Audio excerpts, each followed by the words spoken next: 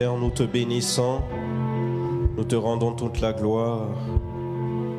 Nous voudrions, Seigneur, nous incliner devant ta grandeur, ta sainte présence. La sainteté de l'Éternel remplit ce lieu maintenant. Devant son trône, les 24 vieillards se prosternent et jettent leur couronne. Et disent, Saint, Saint, Saint est le Seigneur des armées. L'agneau immolé assis sur le trône, celui qui est, qui était et qui vient, celui qui est digne d'ouvrir le livre et de rompre les sceaux. Son nom est Jésus. Son nom est Jésus. Son nom est Jésus. Amen. Nous voudrions bénir le nom du Seigneur ce soir et bénir la présence du Saint-Esprit ce soir. Nous sommes dans notre premier mois de l'année 2026. Pour d'autres, ça n'a pas été une chose facile, l'année 2025. Et pour d'autres, l'année 2026 peut-être semble commencer pas bien. Mais j'aimerais vous dire une bonne nouvelle. La fidélité de l'Éternel n'est pas à son terme, ni ses bontés ne sont pas épuisées. Il est encore le même hier, aujourd'hui et éternellement. J'aimerais vous dire que même si pour d'autres ça n'a pas marché, pour vous ça marchera. Même si pour d'autres ils n'ont pas vu les promesses. Parce que dans la Bible, il y a deux catégories de personnes que j'ai vues. Il y a ceux qui n'ont pas vu les promesses et il y a ceux qui ont vu l'accomplissement des promesses. Mais je déclare que toi et moi, nous ne serons pas parmi ceux qui ne voient pas l'accomplissement de la promesse.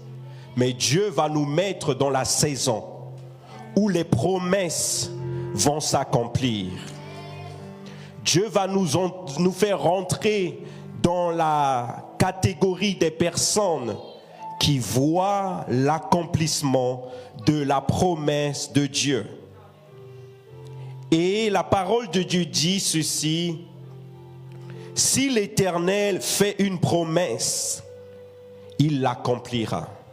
Parce qu'il n'est pas un homme pour mentir, ni le fils d'un homme pour se repentir, mais il est la parole lui-même. Il est la vérité, il est le chemin et il est la vie. Et tu peux douter de tout le monde.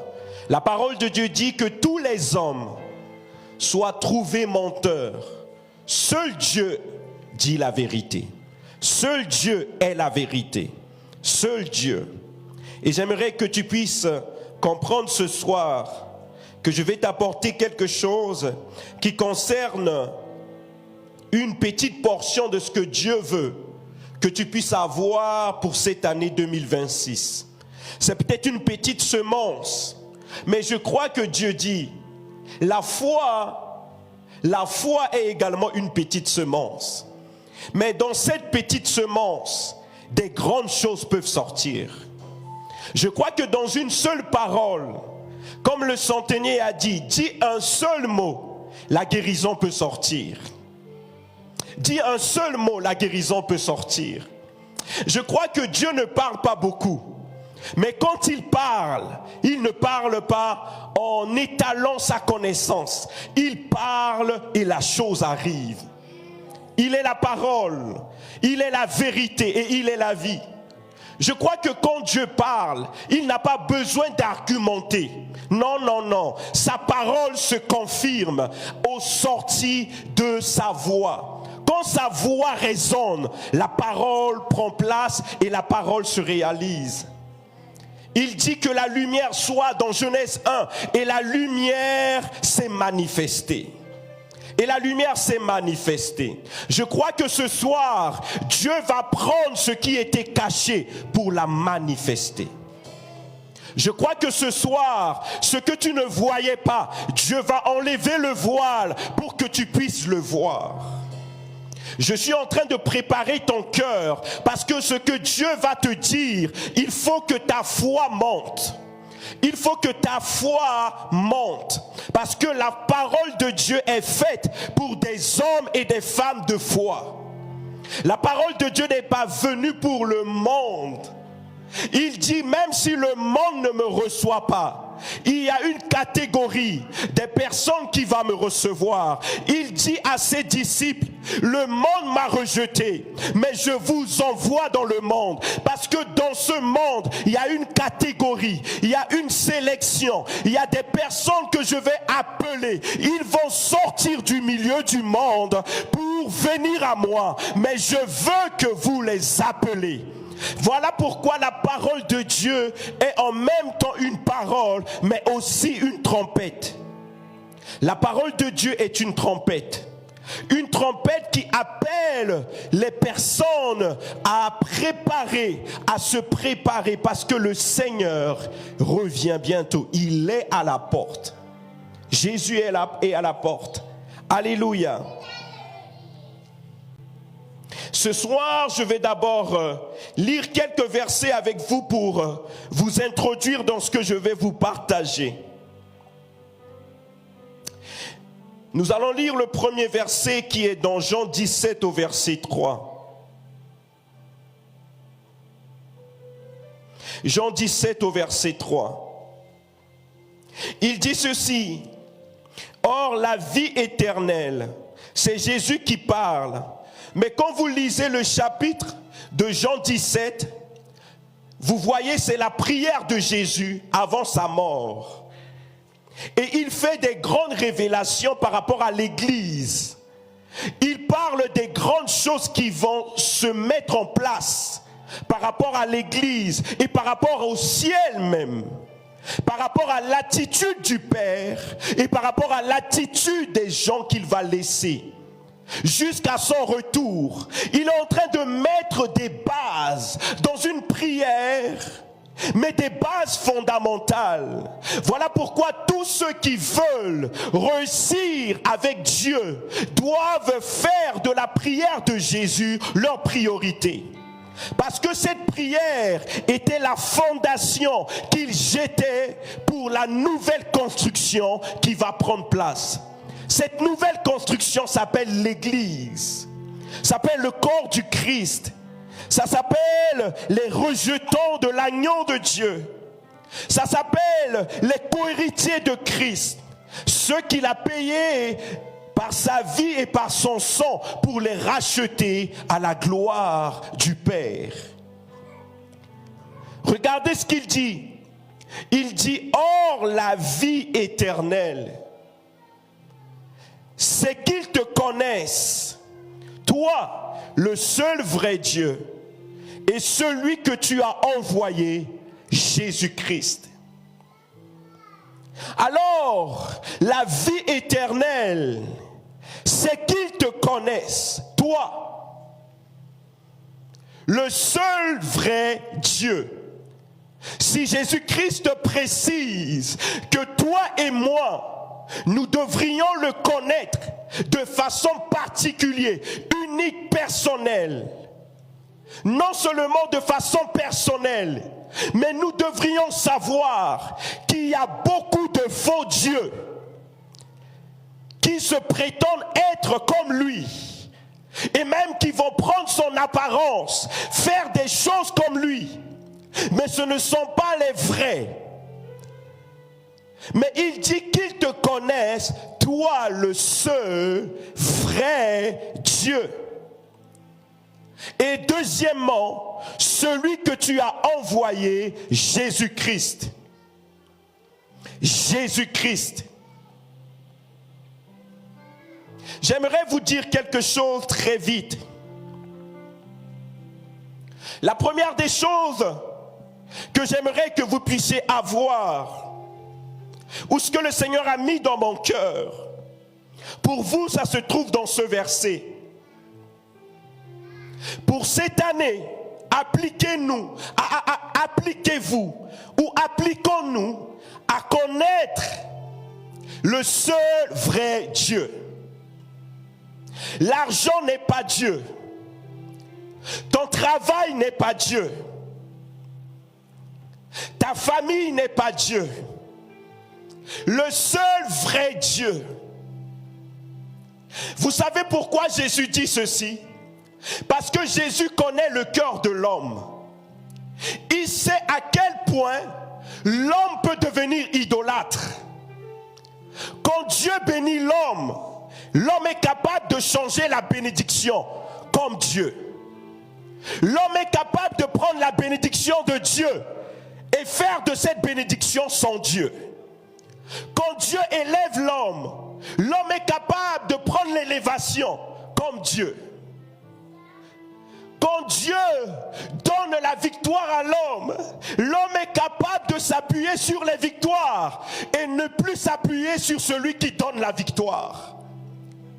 Quand Dieu donne une grâce à l'homme, l'homme est capable de s'appuyer sur cette grâce et oublier le donateur de la grâce. Mais j'aimerais que cette année, tu n'oublies pas le donateur de la grâce. Tu n'oublies pas celui qui est la source de toute bénédiction. Vous savez une chose, j'ai vu la vie de beaucoup d'hommes de Dieu. J'ai étudié et cette semaine, ou jusqu'à la semaine passée jusqu'à cette semaine, j'étudiais juste la vie des hommes de Dieu qui sont déjà morts, mais qui ont eu des grands impacts. Et j'ai vu des choses dans leur vie que le Seigneur m'a enseignées. Une des choses que j'ai vues dans leur vie, c'est que quand quelque chose venait prendre la place de Dieu dans leur cœur, ils fuyaient, ils se détachaient, ils abandonnaient cette chose parce que cette chose était la cause qui allait les pousser à dévier de l'appel de Dieu, de la volonté de Dieu, du plan de Dieu. J'aimerais te dire quelque chose. Est-ce que tu sais pourquoi le diable n'est pas venu avec un autre discours pour tenter Jésus, mais avec la parole de Dieu? Parce que le diable sait, comme il l'a fait dans le jardin d'Éden, que l'homme aime les choses qui brillent, aime les choses qui l'élèvent, aime les choses qui le placent à la place de Dieu. L'homme aime les choses, même s'il ne le dit pas, même si tu ne le vois pas. Un homme dit ceci. Quand quelqu'un dit, il ne va pas pécher, ou il ne va pas faire tel genre de péché, c'est parce qu'il n'a pas l'argent. Mais donne-lui juste les moyens. Tous les péchés que tu le voyais dire qu'il ne peut pas commettre, à cause de la bénédiction, il va les commettre. Ça n'a pas été l'exemple de Salomon. Salomon a demandé la sagesse. Dieu a fait accompagner cette sagesse de bénédiction. Mais nous voyons que Salomon s'est attaché à la bénédiction. S'est attaché à la bénédiction et a oublié Dieu. Et Salomon dit dans le livre d'Ecclésiaste, vanité n'est que vanité. Tout est vanité. Salomon nous apprend que la terre est remplie de bonnes choses, mais toutes ces choses passent. Mais la seule chose qui ne passe pas, c'est la connaissance et la révélation de Dieu. La parole de Dieu dit que ceux qui connaîtront Dieu, j'aimerais vous dire quelque chose de très important. Connaître Dieu ici n'est pas écouter qu'on te parle de Dieu. Connaître Dieu ici, c'est le connaître par expérience. Je le répète, par expérience. Il y a des choses que tu verras par expérience qui changera toute ta vie. Il y a des choses que tu verras par expérience qui changera toute ton histoire. Ésaïe nous l'apprend. Le prophète Ésaïe. Quand vous lisez le chapitre d'Ésaïe, chapitre 1, chapitre 2, chapitre 3, chapitre 4, chapitre 5, Ésaïe prophétise. Il parle. Il parle. Les gens entendent. Il parle. Les gens écoutent. Mais regarde quelque chose. Il dit beaucoup de choses dans le chapitre 1 jusqu'au chapitre 5. Mais lorsqu'il fait la rencontre de Dieu au chapitre 6, lorsqu'il voit Dieu, pas qu'on lui a parlé de Dieu, mais quand il a eu la révélation de Dieu par expérience, il a dit malheur à moi. En fait, je parlais de lui sans le connaître. Je parlais de lui sans savoir quel était son cœur. Alors que quand il parlait, Dieu l'entendait, Dieu ne réagissait pas. Mais lorsque Dieu l'a fait monter au ciel et qu'il a vu Dieu, sa vie a changé. Sa prédication a changé. J'aimerais vous dire encore, Jésus n'est pas venu pour nous annoncer que des paroles. Il est venu pour nous montrer que l'homme peut avoir Dieu comme ami. L'homme peut avoir Dieu comme celui qui lui montre les choses, celui qui le guide, celui qui le dirige, celui qui lui fait voir ce qu'il doit faire. Parce que Jésus le dit, le serviteur ne peut pas être plus grand que le maître. Et le véritable disciple est celui qui fait la volonté de son maître, est celui qui suit les traces de son maître. Mais regardez ce que notre maître a dit. Je n'ai rien fait dans ce monde que ce que j'ai vu mon père faire. Tout ce que j'ai fait, tout ce que j'ai dit, c'est parce que mon père me l'a montré. Parce que mon père me l'a montré.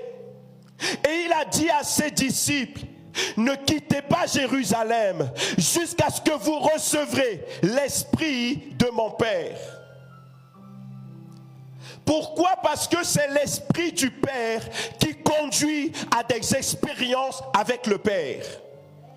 Sans l'esprit du Père, le Fils ne pouvait pas marcher dans les expériences avec le Père. Voilà pourquoi quand il est sorti de l'eau de baptême, il n'est pas sorti pour que la gloire l'accompagne. Il est sorti pour que l'Esprit descende du ciel, repose sur lui pour l'accompagner. Parce que le désert n'est pas fait pour ceux qui portent la gloire. Non, le désert est fait pour ceux qui portent l'Esprit de Dieu. Le désert tue la gloire, mais le désert ne peut pas tuer celui qui porte l'Esprit de Dieu. Le désert tue la bénédiction, mais le désert ne peut pas tuer le Dieu de la bénédiction. Le désert peut tuer beaucoup des dons, beaucoup des capacités, mais le dépôt, mais la source, tu la garderas avec toi. Vous savez une chose, j'ai remarqué avec Moïse, tellement il a eu des expériences avec Dieu. Quand Dieu a dit Moïse, mon ange va vous accompagner, mais je te promets, il ne va pas échouer. Vous allez arriver à la terre promise. Moïse a regardé Dieu. Non. Si tu n'as jamais entendu un homme te dire non, moi je te dis non. Je te dis non, cette parole n'est pas pour moi. Moi, je ne veux pas un ange qui marche avec moi. Je ne veux pas une bénédiction qui marche avec moi. Je ne veux pas quelque chose d'autre. Ce que je veux, c'est toi. Moïse a dit à Dieu, Dieu, ce que je veux, c'est toi. Et si tu ne viens pas, moi, je ne partirai pas, le peuple ne bougera pas. Parce que sans toi, nous ne sommes rien. Sans toi, la grâce est une grâce, mais qui est vide. Je vous demande une chose, sincèrement, si vous allez au ciel, est-ce que c'est les rues pavées d'or qui fait que le ciel est ciel? Est-ce que ce sont les maisons? Parce que je vois les gens dire, ah, moi je veux aller au ciel parce que la maison que Dieu a construite pour moi là-bas, c'est immense. Non, bien-aimé, tu n'as rien compris. Le ciel est ciel parce que celui qui est assis sur le trône, c'est le Seigneur des seigneurs et le roi des rois. Voilà pourquoi tout genou fléchit devant lui. La lumière au ciel, ça ne s'appelle pas le soleil, mais ça s'appelle Jésus-Christ de Nazareth. Mais il faut le connaître. Il faut le connaître. Il faut le connaître. Il dit la vie éternelle et qu'ils te connaissent, toi le seul vrai Dieu. J'aimerais vous encourager à connaître Dieu par expérience. Je peux vous citer plusieurs exemples. Regardons l'exemple de Abraham. Abraham cherchait un Dieu, comme beaucoup dans son pays cherchaient. Et il y avait des dieux qui répondaient, mais ils ne voyaient pas. Qui avaient les yeux, mais qui ne voyaient pas, la bouche, mais qui ne parlaient pas. Beaucoup de dieux. Aujourd'hui, il y a beaucoup de dieux. Il y a beaucoup de dieux. Même dans ta maison. Ta femme peut devenir ton Dieu. Ton mari peut devenir ton Dieu. Tes enfants peuvent devenir ton Dieu. Ton argent peut devenir ton Dieu. Vous savez une chose, Abraham a entendu que Dieu l'a appelé. Et cette fois-ci, j'aimerais parler de ce qui a qualifié Abraham. Vous savez une chose, dans la connaissance de Dieu par expérience, vous allez découvrir ce que c'est que la véritable adoration. La véritable adoration n'est pas le chant. Ce ne sont pas les instruments. La véritable adoration, c'est la qualité de la soumission à la volonté de Dieu. Bien-aimé, quand Abraham est monté avec son fils sur la montagne, la Bible dit qu'il est monté pour adorer Dieu. Mais Abraham ne savait pas chanter. Voici l'adoration de Abraham. Je monte avec mon fils pour l'obéissance à la volonté de Dieu qui m'a dit offre-moi ton fils.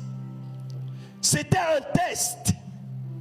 Parce que beaucoup d'entre nous pensons que l'adoration est juste l'adoration. Non, l'adoration c'est un test. Dieu veut tester ton cœur.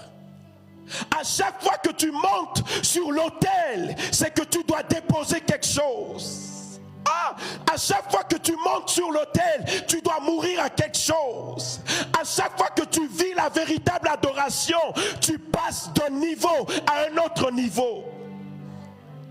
Parce que l'adoration, c'est une transformation physique, spirituelle et dans l'âme. Abraham adore Dieu en se soumettant à sa volonté. Et Dieu a dit à Abraham, ne porte pas ta main sur l'enfant, parce que j'ai vu ton obéissance. J'ai vu ton obéissance. Voici la clé de l'adoration. L'adoration, Dieu ne mange pas le chant. Dieu ne reçoit pas le chant. Vous savez, on dit Dieu siège au milieu de la louange et l'adoration. Pourquoi? Parce que ce qui fait siéger Dieu au milieu de nous, c'est l'obéissance. si ton adoration ne produit pas l'obéissance, alors sache que Dieu n'est pas présent. Si tu ne me crois pas, allons dans le jardin de Gethsémane. Regardons aussi un homme qui s'appelle Jésus. Comment il a adoré. Il a adoré non pas en chantant, il a adoré en priant. Mais une prière d'adoration. Quelle était la prière? Non pas ma volonté, mais ta volonté. Je veux boire la coupe est lourde, la coupe est pesante, mais je ne veux pas boire cette coupe par connaissance, je veux la boire par révélation, par expérience. Il dit ta volonté, ta volonté. J'aimerais que ce soir, cette parole ne rentre pas dans ton cœur pour t'exciter à tes propres œuvres, mais que cette parole rentre dans ton cœur pour t'exciter à chercher Dieu. Quelqu'un doit chercher Dieu pour le mois de janvier, pour le début de l'année. Oublie le reste et cherche Dieu. Pourquoi Christ? Parce que je t'assure, tu ne peux pas trouver meilleur alpha que Dieu. Et si tu trouves le meilleur alpha, tu trouveras aussi le meilleur oméga. Parce que si tu trouves le meilleur commencement, il te conduira à la meilleure fin. Tel il est au début, tel il sera à la fin. Connais Dieu par expérience. Connais Dieu par expérience. Paul l'a dit même dans tous ses livres.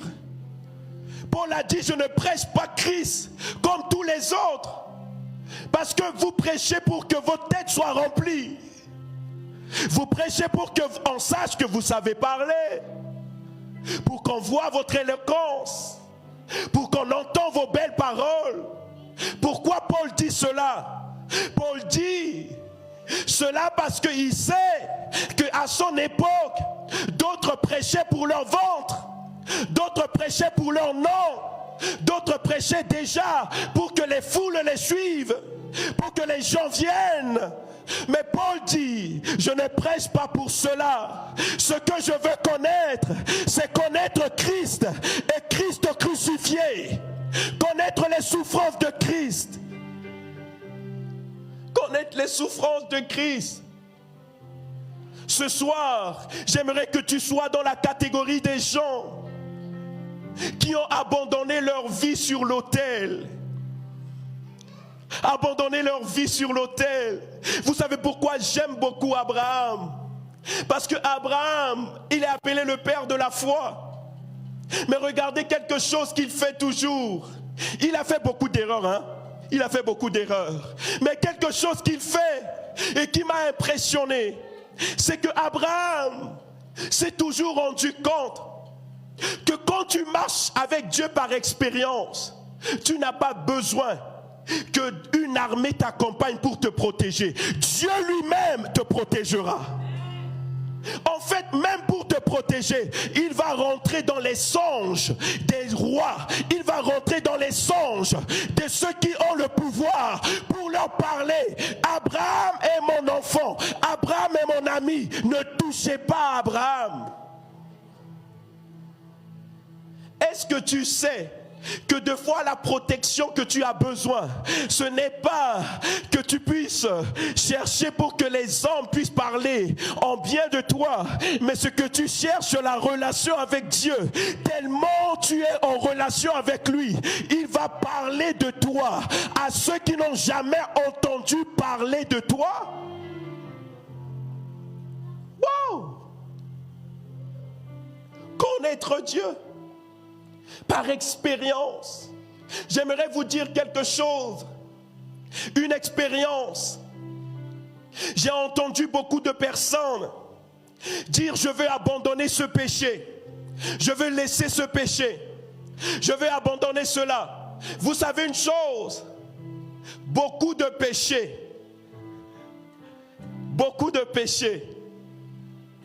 ne peuvent être vaincus que par expérience. que par expérience. Parce que certaines victoires dans le secret produisent des résultats dans le public.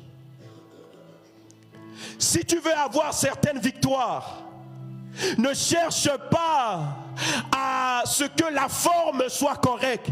Cherche à ce que le fond soit traité. Aussi longtemps que le fond n'est pas traité, la forme peut paraître bien, mais le fond, Dieu le voit. Et Dieu sait que quand la tempête viendra, ce ne sera pas la forme qui va faire la gloire de la maison, mais ce sera le fond qui va révéler que la maison est bâtie sur du sable. Parce que j'aimerais vous dire quelque chose. Le cœur de l'homme cherche beaucoup de Dieu. Mais Jésus dit, il y a un seul vrai. Il y a un seul vrai. J'aimerais vous dire cette vérité. Ce n'est pas ma vérité, mais c'est la vérité de Jésus. Mais par sa permission, j'aimerais emprunter ces mots pour vous l'annoncer. En vérité, il n'y a pas 2 dieux, 3 dieux, 4 dieux, 5 dieux. Il y a un seul vrai Dieu. Et il n'est pas celui que tu connais au travers de la lettre. Il est celui que tu connais au travers des expériences. Expérience. Que ce mot résonne dans ton cœur. Parce que j'aimerais vous dire quelque chose. Et nous allons à la fin, j'aimerais vous dire cette chose. Vous savez une chose que j'ai apprise. Quand tu vois quelqu'un beaucoup parler d'un sujet, quand tu vois quelqu'un dire beaucoup de mots sur un sujet, en réalité, cette personne n'a pas encore expérimenté cela. Mais quelqu'un qui a expérimenté quelque chose, il n'a pas besoin de beaucoup parler. Un seul mot a la puissance pour te révéler ce que tu ne vois pas. Ceux qui font des expériences avec Dieu, ils sont beaucoup silencieux. Ils ne parlent pas beaucoup. Ils aiment écouter. Mais quand ils parlent, Dieu leur met les paroles. Parce que ce ne sont pas leurs paroles, mais ce sont des paroles qui viennent de Dieu. Et j'aimerais vous dire quelque chose. J'aimerais vous dire quelque chose. Si vous voulez connaître Dieu par expérience, vous devez cultiver le silence. Quelqu'un a dit pourquoi le silence? Pourquoi le silence? Parce que Jésus savait reconnaître que pour laisser Dieu agir,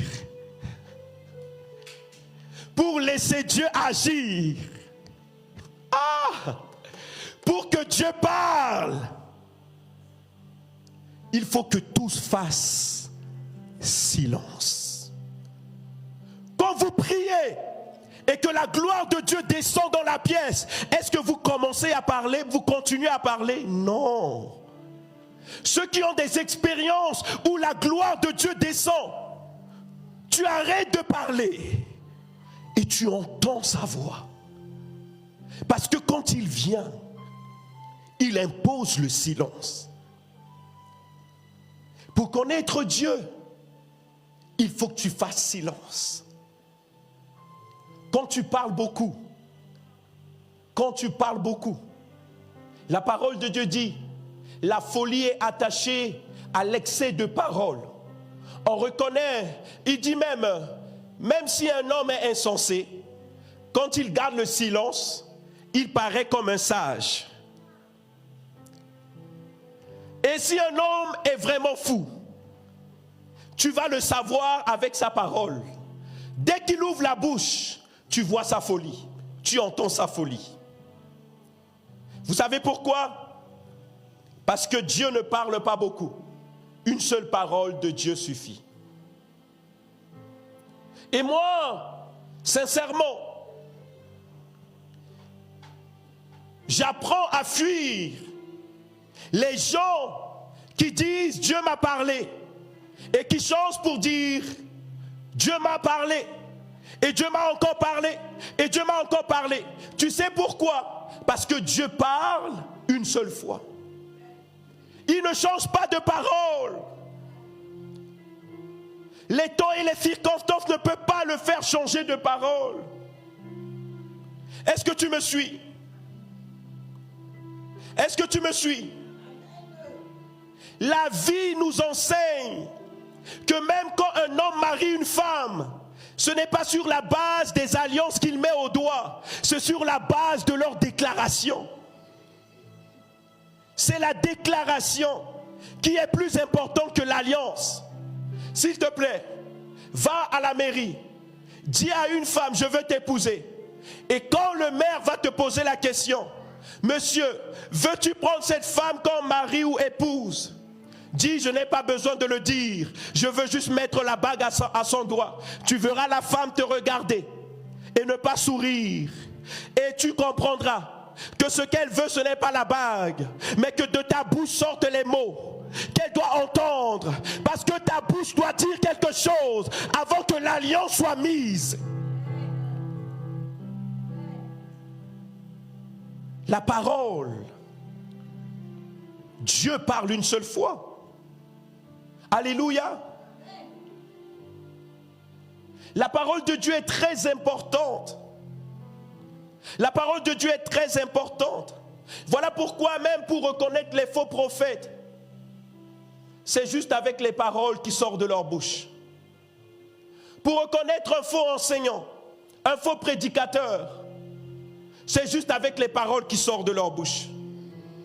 Pour reconnaître qu'un homme est faux, une femme n'est pas vraie, c'est juste les paroles qui sortent de sa bouche. Et même pour reconnaître le diable, c'est juste les paroles qui sortent de sa bouche. Parce que le diable peut être déguisé, mais c'est quand il se met à parler que tu vas savoir que c'est lui qui parle et ce n'est pas Dieu qui parle. Est-ce que tu me suis ce soir? Connaître Dieu par expérience. Et je résume pour te dire, l'expérience, c'est la fondation de toute vie. Même toi et moi, pour venir sur la terre, il fallait que notre mère et notre père fassent une expérience. Et dans cette expérience, nous sommes sortis. Tout ce qui prend vie sur la terre est lié à une expérience. Tout ce qui se manifeste sur la terre est lié à une expérience. Même les démons possèdent des gens parce qu'ils ont fait certaines expériences. Et ces expériences les ont liés à des esprits. Voilà pourquoi pour prier pour la délivrance de quelqu'un, il faut aller à l'expérience. Détruire l'expérience qui a été faite. Voilà pourquoi j'aimerais te dire quelque chose. Notre Dieu que nous servons est esprit. Et pour s'attacher à lui, pour que nous puissions le connaître, nous devrions le connaître par expérience. Et ce soir, j'incline ma tête, Père, devant ta grâce. Et je veux juste partager, comme tu m'as dit, dans mon cœur, à ton peuple. Parce que tu vois ce qui va venir. Et tu sais, comme tu as dit, ces brebis connaissent ma voix et ils entendent. Tu sais comment est-ce que les choses vont se passer pour les faire éloigner. Mais je prie, Seigneur, que tu mets une telle soif, une telle crainte qui va les amener dans leur chambre à se prosterner, qui va les amener dans leur voiture à chercher ta face. Il y a une grâce attachée à te connaître par expérience. Parce que quand nous te connaissons par expérience, il y a des choses que nous ne pouvons même pas expliquer aux hommes. Les paroles qui sortent pour expliquer aux hommes ne suffiront pas. Mais il y a une grâce qui est attachée à l'esprit que tu nous as donné. C'est le Saint-Esprit. Que l'esprit des expériences, l'expérience que nos pères ont fait de toi, l'expérience que nos prédécesseurs dans la foi ont fait, l'expérience, Seigneur, que tu as prévue pour nous, Seigneur, que nous puissions rentrer dans cette saison et que par ta grâce nous puissions, Père, courir et chercher le seul vrai Dieu, le seul vrai Dieu qui nous détache du reste. Parce que ce qu'il cherche, c'est notre soumission à sa volonté pour que l'obéissance soit manifestée, non pas pour les hommes, mais pour lui. Parce que son repas, ce n'est pas nos œuvres, son repas, c'est l'obéissance à sa volonté. Et nous voudrions offrir à notre Père l'obéissance à sa parole, à sa volonté. Seigneur, je t'en prie, pour que cela soit scellé, pour que cela soit inscrit. Saint-Esprit, aide-moi ce soir. J'ai fait le travail en annonçant, mais toi tu feras le travail dans le cœur. Que le cœur de celui qui est présent en ce lieu ou qui nous suit en ligne puisse maintenant être touché par toi. Dans le nom de Jésus-Christ, j'ai ainsi prié.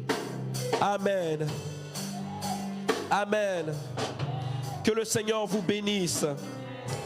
Donc, de la part de Maman Richard, de la part de tous les leaders, nous vous disons que nous vous aimons. Que le Seigneur vous garde, que le Seigneur vous protège et vous bénisse. Amen. Et sachez-le bien, vendredi, nous allons nous retrouver ici pour notre temps de prière. Et nous allons nous préparer. Parce que depuis le début de ce mois, le Seigneur parle au travers de sa servante et nous enseigne chaque dimanche. Et nous devrions nous appliquer à ce que chacun d'entre nous puissions pas juste écouter la parole de Dieu, mais la mettre en pratique. Alléluia. Et cela commence au travers de ce que chacun d'entre nous, ne manquant aucune réunion, ne manquant aucun rendez-vous. Vous savez ce que les gens oublient? Ils pensent que maintenant, les rencontres de l'Église sont des rencontres des hommes. Mais ils oublient que les rencontres véritables de l'Église, c'est la rencontre des hommes avec Dieu. Tu ne viens pas pour rencontrer un homme, non, tu viens pour rencontrer le Dieu. Alléluia. Et je prie que les prochaines réunions, quand tu vas venir, tu viens avec cette attente, avec cette soif, que tu viens pour rencontrer Dieu. Tu viens pour rencontrer Dieu. Et nous allons nous retrouver vendredi pour 19h, pour notre temps de prière, et également dimanche à 10h30 pour nos temps de célébration. Mais je vous assure, la grâce qui nous a transportés durant toute l'année 2025 est encore là pour nous transporter pour cette année. N'oubliez jamais, il est fidèle, celui que nous servons. Que Dieu vous bénisse et bonne soirée.